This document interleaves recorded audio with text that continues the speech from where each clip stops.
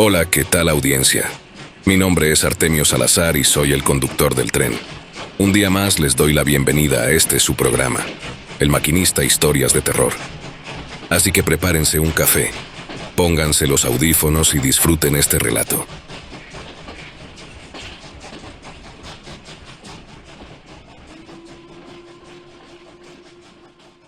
A estas alturas, sin duda todo el mundo está al tanto de lo que se dice del Área 51 y de todo el alboroto que lo rodea. Aún recuerdo cuando corría el rumor de que más de 1 millón de personas estaban preparadas para asaltar el perímetro de aquel sitio.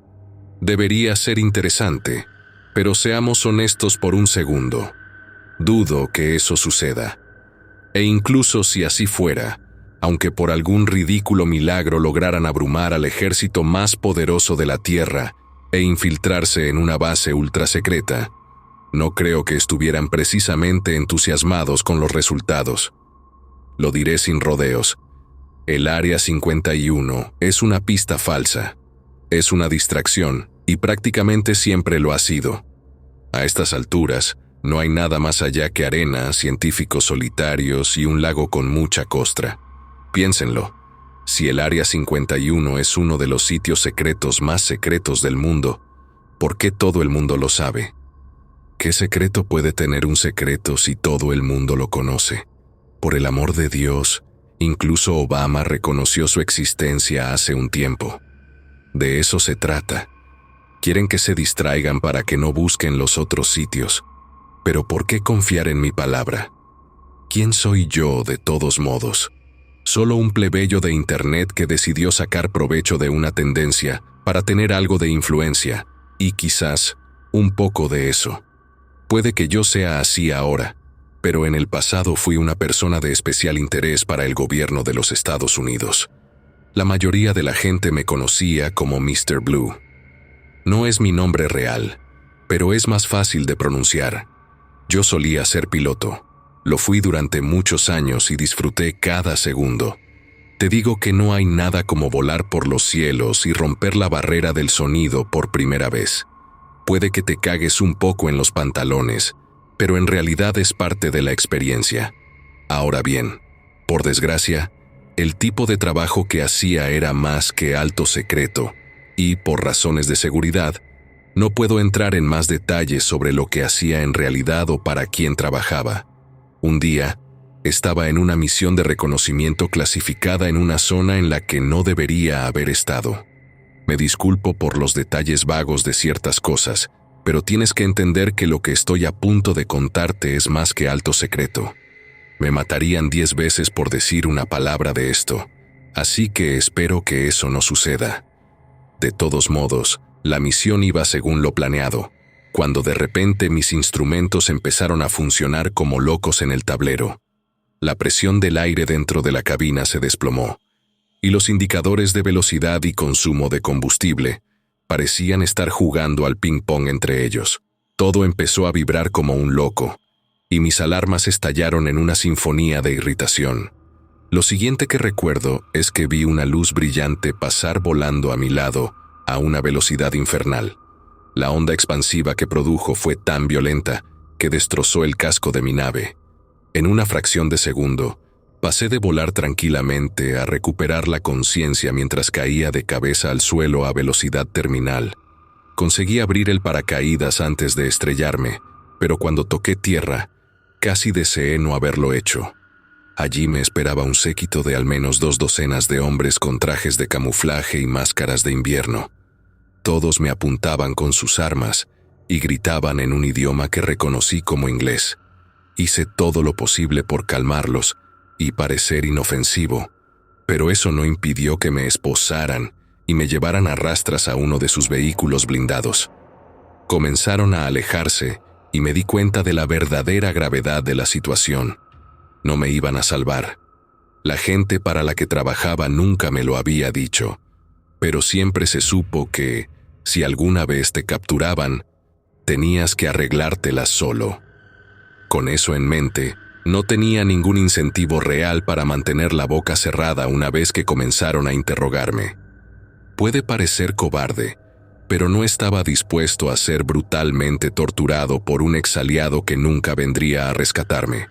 Sí, el gobierno dice que no tortura a la gente, pero créanme, cuando realmente quieren saber algo, no hay táctica demasiado extrema. Y realmente querían saber algo. Así que les conté para quién trabajaba, cuál era mi misión, dónde crecí y todo eso. Todo era una invención, pero ellos mordieron el anzuelo de todas formas, gracias a la gran desconfianza que tenían hacia los rusos en ese momento. Después de eso, se comportaron bastante bien. Quiero decir, no me dejaron salir de su custodia, pero eso era mejor que estar muerto. O al menos lo era al principio. Me llevaron lejos del lugar de interrogatorio inicial a una instalación segura en algún lugar cercano. Estuve con los ojos vendados todo el tiempo, pero por el ruido de varios vehículos, los sonidos de las puertas al abrirse varias veces y la clara sensación de que se me revolvía el estómago, me di cuenta de que me habían llevado a algún lugar profundo bajo tierra. Poco después, bajé del ascensor y me quitaron la venda de los ojos. Su líder era un tipo de rostro severo, barba gris espesa y ojos que parecían tallados en hormigón. Vestía un traje negro y tenía un símbolo en el bolsillo del corazón que no reconocí. Se colocó delante de todos y extendió los brazos mientras me miraba fijamente a los ojos. «Bienvenido a tu nuevo hogar». Una leve sonrisa se dibujó en su rostro mientras lo decía. Miré hacia los lúgubres pasillos grises, que parecían extenderse más allá de lo que podía ver en múltiples direcciones. Me llevaron por el pasillo de la derecha, pasando por docenas de pasillos y habitaciones cerradas antes de hacerme pasar a una celda. Me quitaron las esposas poco después, y la puerta se cerró detrás de mí.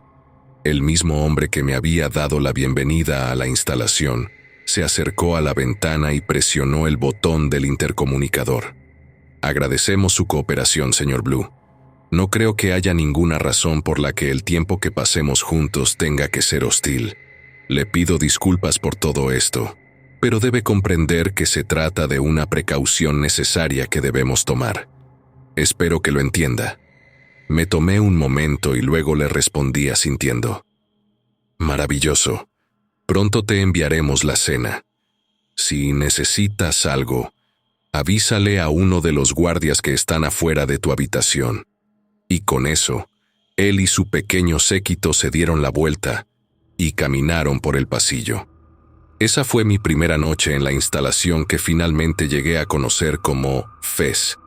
No creo que sea el nombre oficial, pero he oído a varios miembros del personal de la base referirse a ella con ese acrónimo a lo largo de los años. Todavía no sé exactamente qué significa. Lo mejor que se me ocurrió fue Zona Experimental Fortificada. Además, es lo que tiene más sentido, teniendo en cuenta todo. Al principio, en realidad, no estaba tan mal. El personal era agradable, cocinaban comida estupenda y había mucho que ver en la base. Aunque de vez en cuando oía los gritos apenas haciendo eco a través de los conductos de ventilación. Probablemente me entrevistaron 100 veces más después de eso, y estaban especialmente interesados en la nave que yo estaba pilotando. La nave en cuestión era una de nuestras propias tecnologías de alto secreto, pero desafortunadamente había sido destruida en pedazos por lo que fuera esa luz, así que no pude decirles mucho sobre ella. Fueron necesarios años de encarcelamiento allí, pero con el tiempo el personal llegó a confiar en mí casi tanto como en sus propios compañeros. Nos reíamos y bromeábamos entre nosotros, y pronto nos convertimos en lo que algunos podrían incluso considerar amigos. Me hice especialmente amigo de uno de los científicos que trabajaban allí, llamado Kevin. Kevin era un tipo inteligente y divertido, y me explicaba muchas cosas. Pasábamos horas hablando en incontables ocasiones. Era mi única visión real de lo que estaba sucediendo en el mundo exterior. Traía libros y películas para que disfrutáramos juntos. Me mantenía al tanto de todo, y durante los siguientes 30 años desarrollamos una estrecha amistad que siempre atesoraré. Debí haber demostrado algún tipo de potencial intelectual, porque finalmente comenzaron a pedirme mi opinión sobre varias curiosidades estacionadas en toda la base. Solo lo hicieron porque les había jurado lealtad absoluta y nunca me permitirían abandonar la base de todos modos, pero para mí fue agradable sentirme incluido. La base en sí era absolutamente colosal. Siempre me vendaban los ojos durante el traslado a cualquier lugar, pero una vez alcancé a ver los botones del ascensor. Debía haber al menos 50 en ese panel. Recuerdo la primera vez que me mostraron uno de los bloques de confinamiento. Había guardias apostados en cada celda y oí unos ruidos muy extraños que emanaban a mi alrededor mientras atravesábamos los pasillos. Pensé que estaban a punto de mostrarme alguna bestia horrenda surgida de las profundidades del infierno, y me preparé en consecuencia, mientras los aullidos de seres invisibles resonaban por los pasillos. El científico jefe, el doctor Rosival, descorrió una cortina de espejos de doble cara y mi corazón se congeló de anticipación. En la celda que teníamos frente a nosotros, no había nada más que una niña humana con un mono gris. Era joven, tal vez de unos 5 años, pero no parecía haber nada fuera de lo común en ella. Miré al doctor Rosival, que flexionó los músculos craneales antes de pulsar un botón. Oí el sonido del gas que se filtraba en la habitación. Pasaron unos segundos de tensión, cuando la chica de repente gritó como un alma en pena. Echó la cabeza hacia atrás y vi que de su boca salían unos dientes afilados como agujas. Sus ojos negros como el azabache se dirigieron entonces hacia nosotros y se abalanzó contra la ventana. Ella golpeó con fuerza y cayó al suelo, gruñendo y silbando como un chacal voraz.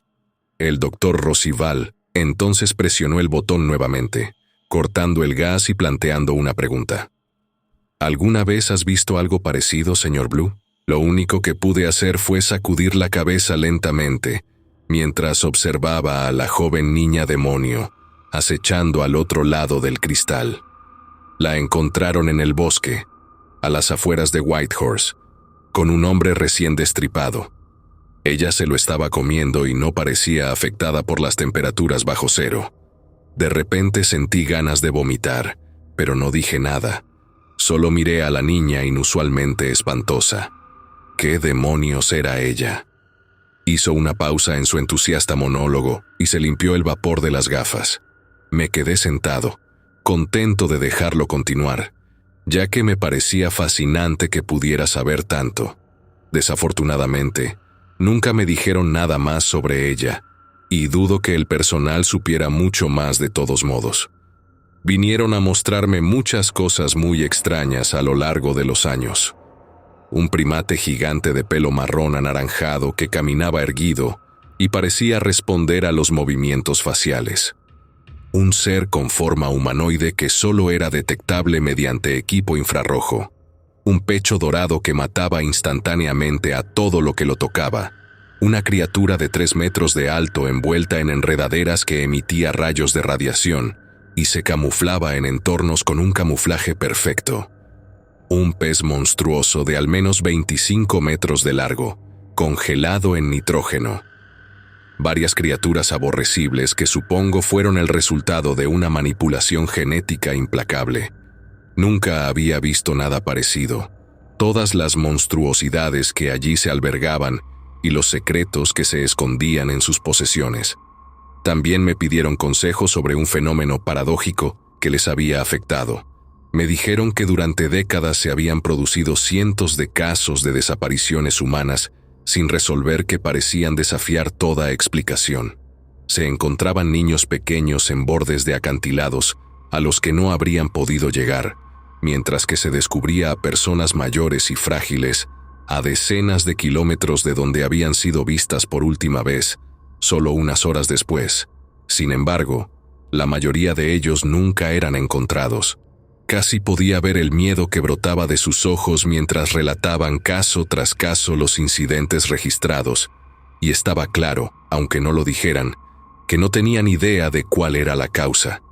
Desafortunadamente, yo tampoco la tenía, ya que era la primera vez que escuchaba sobre el extraño fenómeno. Les dije honestamente que no creía que mis antiguos aliados fueran responsables, pero no sé si eso los hizo sentir mejor o peor. Durante todos los años que estuve allí, siempre me pareció algo extraño. Después de todas las cosas raras y aterradoras que me mostraron, nunca se mencionó nada sobre extraterrestres. Eso es lo que todos piensan que albergan estas instalaciones clandestinas. Pero, sin embargo, no hicieron ninguna mención al respecto. Eso me hizo sonreír un poco cuando lo pensé, porque no tenían idea de lo cerca que estaban. Lo más parecido que tenían era esta extraña criatura con tentáculos y un conjunto de dientes anillados en la boca. Parecía casi una anguila, pero tenía 4 ojos verdes iridiscentes en un anillo alrededor de su cabeza. Tampoco vivía en el agua, sino que se deslizaba por el suelo con un movimiento muy rápido e inquietante. Dijeron que su ADN no se parecía a nada que hubieran encontrado antes en la Tierra. De ahí la razón por la que creían, aunque no estaban seguros, que su origen era sobrenatural. Una noche, Kevin y yo nos pusimos a conversar en su camarote, mientras el resto de la tripulación se retiraba a descansar. Él compartió conmigo un poco de su brandy y nos conformamos con charlar como amigos hasta bien entrada la noche. Me contó muchas cosas sobre sí mismo que nunca antes había mencionado. Me mostró fotos de su esposa y de su hijo, que le habían arrebatado. Kevin admitió que su hijo había muerto en un accidente automovilístico un par de años atrás, mientras que su esposa falleció 2 años después de cáncer. Me rompió el corazón escuchar eso, y sentí pena por mi querido amigo. Kevin tenía unos 50 años, pero nadie lo hubiera notado por el entusiasmo que se reflejaba en su voz. Fue durante esa conversación que Kevin terminó mencionando algo que me pareció particularmente interesante. Dijo que creía que, si existiera una especie alienígena y fuera lo suficientemente avanzada como para atravesar el dosel galáctico y llegar a la Tierra, entonces obviamente sería bastante inteligente. Dijo que no creía en ninguna de las representaciones de Hollywood de extraterrestres apocalípticos empeñados en destruir a la humanidad. Pensó que serían mucho más sutiles que eso. Piénsalo. Encuentras algo inteligente que no representa prácticamente ninguna amenaza para ti y lo primero que haces es intentar matarlo. Preguntó Kevin escépticamente, mientras yo reflexionaba sobre sus palabras. Eso sería un desperdicio, y ninguna especie que se considere avanzada haría algo tan descarado. Al menos espero que no lo hagan. Se rió levemente y me lanzó una mirada cómplice, mezclada con una intriga única que casi brilló en sus ojos grises. Aunque pensaran que estamos destruyendo nuestro propio planeta o algo así, ¿por qué les importaría? Hay billones de otros planetas solo en la Vía Láctea. Podrían elegir cualquiera de ellos si quisieran recursos naturales. Me reí para mis adentros, casi intuyendo hacia dónde se dirigía la conversación.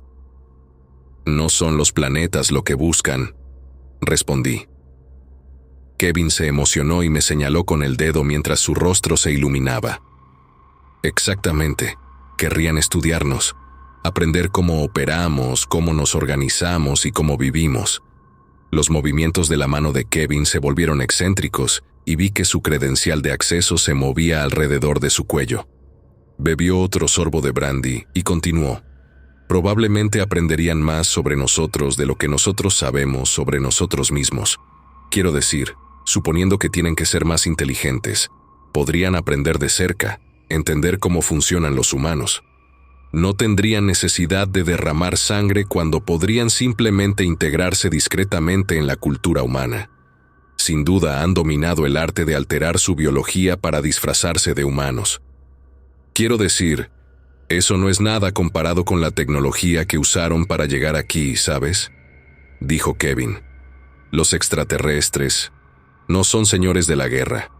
Son poetas, arquitectos, autores, músicos, seres que desean crear. Es la máxima vocación de una entidad tan poderosa. Kevin respiró profundamente y se deleitó con su propia explicación. Su habla se había vuelto un poco arrastrada, y pude ver sus ojos flotando perezosamente en sus cuencas. Luego me miró a los ojos con una expresión que nunca antes me había dado. Era una mirada que parecía despojarse de todo sentido de formalidad y plantear una pregunta cuya respuesta había sospechado desde hacía mucho tiempo. «No eres de Rusia, ¿verdad?». La repentina acusación me tomó por sorpresa y sentí que el estómago se me encogía como un peso de plomo. No dije nada y Kevin se limitó a burlarse. «Engañaste a todo el mundo. Y yo también lo estuve durante mucho tiempo. Tenías una historia de fondo adecuada, un acento que sonaba auténtico. Todas las coartadas que nos diste eran ciertas». Hizo una pausa y juntó las manos frente a él. «Pareces tan auténtico también, pero hay algo que te perdiste. Algo que no puedes fingir». Me miró profundamente a los ojos y se quedó en silencio. No tenía que decirlo, porque ya sabía lo que quería decir. Los ojos son imposibles de fingir de verdad. Esa noche, tu nave fue derribada. ¿Qué estabas haciendo aquí? Kevin y yo nos miramos a los ojos durante un rato antes de que finalmente respondiera. Reconocimiento. Por primera vez en décadas, dejé de hablar con acento ruso, pues estaba claro que ya no tenía motivos para mentirle a mi querido amigo. «¿Y qué viste?», Kevin me preguntó, mirándome fijamente en lo más profundo del alma, y yo le dije la verdad. Belleza, poesía, creadores, muy parecidos a nosotros. Kevin se quedó mirándome durante un buen rato, como si estuviera sopesando mi alma en su mente. Me pregunté qué planeaba hacer desde que se enteró, pero no pregunté. Kevin finalmente sonrió y se levantó para dirigirse a la puerta de la celda. Buscó en el bolsillo de su chaqueta y sacó una pistola de acero negro con un cañón largo. Lentamente, lo miré a los ojos y él sonrió. «Señor Blue, ¿desea irse a casa?». Asentí después de detenerme a pensar un momento. Kevin miró su arma y la preparó para usarla. «Espero que tus aliados puedan perdonarnos». Sin decir una palabra más, mostró su placa de seguridad y las cerraduras de la puerta cedieron. Me hizo un gesto para que me levantara y lo siguiera, y así lo hice. Kevin miró de un lado a otro por el pasillo, pero como era muy tarde, no había nadie. Corrimos juntos por el pasillo y nos dirigimos hacia una de las cabinas de seguridad. Me mostró su placa mientras yo me escondía fuera de la vista. Entró en la habitación y oí el ruido de una breve pelea antes de que dos destellos brillantes la pusieran fin. Kevin reapareció con ojos desorbitados y me hizo señas para que lo siguiera. Corrimos juntos por el pasillo y llegamos al enorme ascensor principal poco después. Por primera vez entré sin venda en los ojos, y Kevin presionó el botón que conducía al piso superior y el código de seguridad necesario para activarlo. El sistema de seguridad no funcionará durante una buena media hora, pero ya se han activado las balizas automáticas de socorro. Eso nos da unos 8 minutos. Kevin quitó el cargador de su pistola y puso uno nuevo. Vi manchas de sangre en sus gafas y en su mejilla, y una mirada frenética en sus ojos. «Toma esto». Extendió la mano y sostuvo algo que no había visto en décadas. La vieja radio de mi nave. La tomé, y nos miramos a los ojos cuando se abrió la puerta del ascensor. Después de eso, volvimos a correr, pero tras unos minutos, llegamos a un estacionamiento subterráneo. Kevin rápidamente desbloqueó un vehículo cercano, y los dos nos subimos mientras él lo encendía. El motor rugió, y Kevin aceleró a través del estacionamiento. Un momento después, salimos de la instalación subterránea, y vi mi primera visión del cielo nocturno en más de 4 décadas. Había hombres apostados en las puertas del perímetro que intentaron detenernos, pero Kevin no se inmutó. Atravesó la valla de alambre del perímetro, lo que provocó que se activaran varias luces a nuestro paso. Escuché una sirena a todo volumen detrás de nosotros y las siluetas de gente corriendo por la nieve. «Hay un traje en la parte de atrás, póntelo». Hice lo que me pidió sin cuestionarlo, y me ajusté la prenda de poliéster ajustada sobre el cuerpo. Cubría cada centímetro cuadrado desde los pies hasta la nuca, y me resultaba increíblemente cómoda. Hay un dial en tu lado derecho. Puedes usarlo para enmascarar el calor de tu cuerpo. Te perseguirán. Me arrojó un mapa en el regazo y continuó dando instrucciones. Puedes comunicarte con tus amigos con esa radio, ¿verdad? Sus ojos se dirigieron hacia mí mientras se deslizaba hacia la carretera principal y se alejaba del complejo. Sí, respondí. Vayan hacia el norte, no se lo esperarán. Hay un río allá arriba, a unos 50 kilómetros a través del bosque. Una vez que lo encuentren, diríjanse hacia el este hasta que encuentren un pequeño pueblo. Pregúntenle al tipo de la oficina de correos por el señor White. Es un amigo mío que ha accedido a ayudarlo. Él se encargará de todo a partir de ahí. Trataba de digerir el flujo de información lo mejor que podía y mantener la confianza. Todo había sucedido tan de repente. Te guardé algunas raciones de comida preparada en la bolsa. Deberían durarte un par de semanas. Kevin giró bruscamente en una esquina y nos reorientó hacia una nueva carretera oscura. En medio de la repentina oleada de adrenalina, se me ocurrió una idea. ¿Qué te pasa? Kevin no parecía querer reconocer la pregunta. Olvídate de eso. Vuelve con tu gente. Detrás de nosotros, una ráfaga de luces ascendió repentinamente hacia el cielo nocturno. El zumbido de las aspas giratorias atravesó entonces el tranquilo dosel de la noche ventosa. Mierda, esperaba poder llevarte un poco más lejos. De repente frenó de golpe. Mi cabeza se inclinó hacia adelante y el coche giró de un lado a otro por la carretera helada. Toma esto también. Me entregó su pistola de cañón largo y la tomé con vacilación. Él y yo nos miramos a los ojos por última vez. Aquí es donde nos despedimos, señor Blue. ¿Por qué? ¿Por qué haces esto por mí? Suspiró Kevin y vi que una cierta tristeza se arremolinaba en sus pupilas acorazadas. Se quedó en silencio un momento, y solo cuando los sonidos de los motores que se acercaban se hicieron más fuertes, se animó a responder: No perteneces a este lugar, no perteneces a una jaula, no sé de dónde vienes, pero quiero que vuelvas a ver a quienes amas.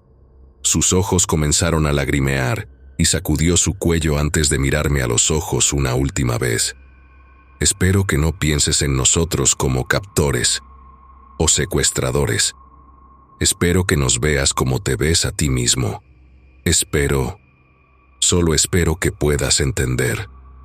Una lágrima solitaria rodó por su mejilla. Puse mi mano sobre su hombro. Siempre lo he hecho y siempre lo haré. Gracias, Kevin.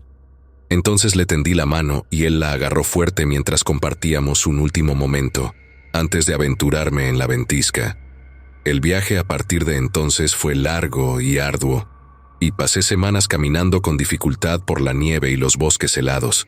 Perros, hombres y máquinas me persiguieron durante días, pero de alguna manera logré eludir sus intentos. El terreno era brutal, implacable, pero finalmente logré encontrar el río que Kevin había mencionado. En ese momento, todos mis perseguidores habían dejado de hablar. Seguí el río y encontré el pueblo, y poco después al hombre conocido como señor White. Era un hombre amable y me invitó con gusto a su casa para evitar a los agentes. Allí he estado desde entonces, esperando la llegada de mi aliado.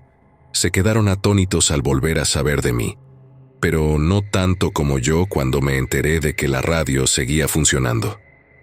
No estaban del todo seguros de si podían seguir confiando en mí, pero no les dejé muchas opciones cuando los amenacé con hacerlo público y exponerlos al mundo.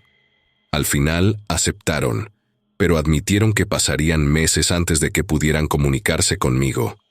Yo ya lo esperaba, y afortunadamente, el señor White me permitió quedarme con él y esperar su llegada. Poco después me enteré de que mi querido amigo Kevin, a quien le debo mi libertad y mi vida, había sido encontrado muerto. Las autoridades dictaminaron que se trató de una autolesión de bala, pero, obviamente, tengo mis dudas al respecto. Me rompió mucho enterarme de la muerte de mi único y verdadero amigo, pero sabía que era lo que él esperaba. Me gusta pensar que por eso decidió hacerlo y, además, es la razón por la que estoy publicando esto ahora. El legado de Kevin merece seguir vivo, y esta es la única forma que conozco de hacerlo. Y con esto, hemos cerrado el círculo y llegamos al mensaje que estás leyendo ahora mismo. Para abordar el tema original, el Área 51 es de hecho una reutilización. Kevin tenía mucho poder en su puesto anterior y me contó todo sobre la operación. El verdadero premio es la FES, mi antigua prisión, en algún lugar del este de Alaska, enterrada bajo la nieve con todo tipo de cosas abominables en sus garras. Si vas a atacar en algún lugar, ese debería ser el lugar. Solo recuerda llevar un abrigo. Kevin era un hombre inteligente, brillante incluso. Si has logrado llegar hasta aquí, me gustaría pensar que eres alguien como él. Valiente, curioso y con un sentido de asombro casi innato que no se puede saciar. Tengo la esperanza de que las ideas de Kevin perduren a través de ustedes. Mis aliados nunca aprobarían este mensaje, pero ahora sé que están equivocados. La verdad es algo que todos los seres sensibles deberían poder percibir, a pesar de lo desagradable que pueda resultar oírla. Kevin creía que los seres que él conocía como extraterrestres ya estaban aquí, que en lugar de asesinar humanos como se suele retratar en las historias, se integrarían. Se interesarían profundamente por la cultura, la sociedad y el arte humanos. Escribirían libros, poesía y música, con la esperanza de conectarse con algo verdaderamente extraordinario, algo que les recordara a ellos mismos. Si Kevin tiene razón, entonces tal vez algún día incluso te toparás con una historia así. Tal vez pienses que no es más que una obra de ficción para entretenerte un rato. Tal vez el autor de dicha historia teórica te parezca un simple usuario de Internet común y corriente. Probablemente no lo diría directamente, porque eso sería demasiado cursi. Probablemente te dejaría las cosas como están y esperaría que pudieras entender la verdad por ti mismo. Tal vez seas realmente como Kevin, atraído por el misterio y dispuesto a entretenerte con lo fantástico. Tal vez simplemente descartes las implicaciones de las palabras que tienes ante ti, porque no te atreves a creer algo tan descabellado, porque al final el problema no es la verdad, sino la creencia. Tal vez alguien entienda quién soy, o, más importante, qué soy en realidad. Tal vez seas tú. De cualquier manera, he estado fuera durante mucho tiempo. Es hora de que me vaya a casa. Gracias, Kevin. Siempre cumpliré nuestro acuerdo.